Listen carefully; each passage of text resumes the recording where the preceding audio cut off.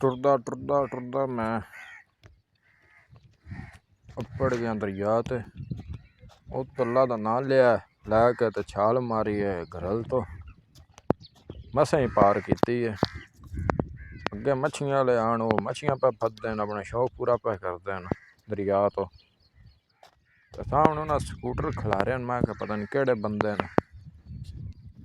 ਹੁਣ ਮੈਂ ਸਕੂਟਰ ਵੇਖੇ ਨਾ, ਨਾਲ ਹੀ ਮੇਰਾ ਮਤਲਬ ਹੈ ਕਿ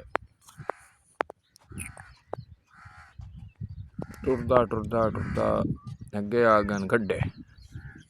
ਗੱਡਿਆਂ 'ਚ ਪਾਰ ਕੀਤੀ ਹੈ।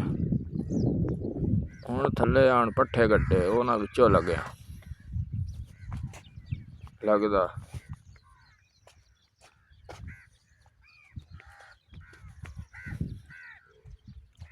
ਅੱਗੇ ਆਈ ਹੈ ਮੋਹਨ ਘਰਲ। ਮੈਂ ਪਹਿਲਾਂ ਸੋਚਿਆ, ਮੈਂ ਕਿਹਾ ਕੀ ਹੈ।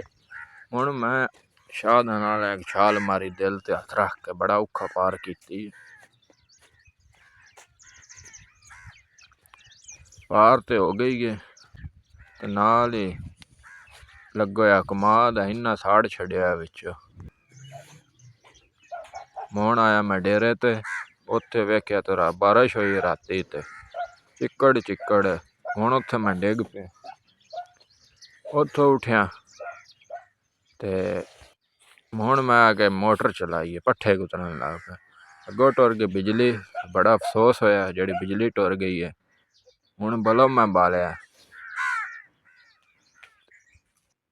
ਮੋਹਣਾ ਇੱਕ ਕੁੱਤਾ ਸਾਡਾ ਨਵਾਬੋ, ਆਹ ਮੁਣ ਜੱਟਾਂ ਦਾ ਅੱਗੇ ਹੀ ਖਾਣ ਹੈ ਕਿ ਤੰਬਾਕੂ ਜੱਟ ਲਾਉਂਦੇ ਨਾ।